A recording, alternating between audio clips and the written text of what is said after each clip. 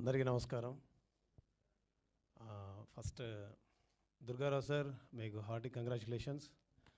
And IBM music ఛానల్ని ప్రారంభించడం అంటే నిజంగా నేను మ్యూజిక్ డైరెక్టర్గా ఉన్నాను కాబట్టి నాకు చాలా గర్వంగా ఉంది. And thank you so much sir. ఎన్నో సంస్థలు చూసాం, మీ సంస్థ కూడా ఘన విజయం సాధించాలి. మీ సంస్థ అంటే మన సంస్థ ఐబిఎం భవిష్యత్తులో పెద్ద సంస్థగా నిలబడాలని మనస్ఫూర్తిగా కోరుకుంటున్నాను.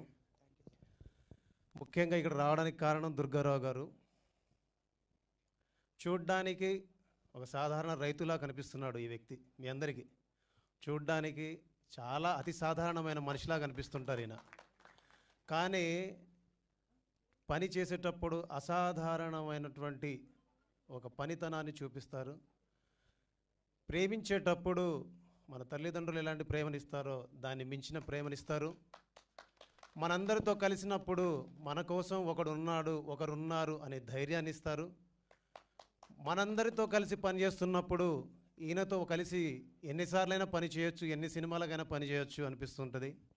ఎందుకంటే ఈ సాధారణ వ్యక్తి కొబ్బరి బొండాల వ్యాపారం చేస్తారు, కానీ ఈ సాధారణ వ్యక్తి కొన్ని వేల మంది కడుపులకు అన్నం పెడతాడు, కొన్ని వందల మంది ఆశయాలకి ఇలా సినిమా రూపం ఇస్తారు. అందుకే నాకు దుర్గారావు గారు అంటే ఇష్టం.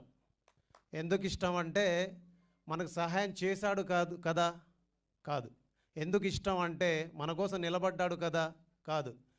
ఎందుకు ఇష్టం అంటే మనమందరం కలలు గంటున్న కొన్ని కలలకి ఈయన రూపం ఇస్తారు, ప్రాణం పోస్తారు. సో అలాంటి ఇష్టాన్ని చూపించి అలాంటి కష్టాన్ని చేసి చాలామంది ఇష్టాలకు రూపాన్ని ఇచ్చేటట్టు ఇటువంటి వ్యక్తుల కోసం మనం నిలబడాలి. ఇలాంటి వ్యక్తులు సినిమా ఇండస్ట్రీలో ఉంటే ఇలాంటి వ్యక్తులు నిలబడాలని మనం కోరుకోవాలి. ఇలాంటి వ్యక్తులు నిలబడితే మనం అందరం నిలబడతామని తెలుసుకోవాలి. అందుకే నేను ఆయన పక్కకు వచ్చి నిలబడి మాట్లాడడానికి మనస్ఫూర్తిగా చెప్తున్నా, గర్వంగా ఉంది, అదృష్టంగా భావిస్తున్నా.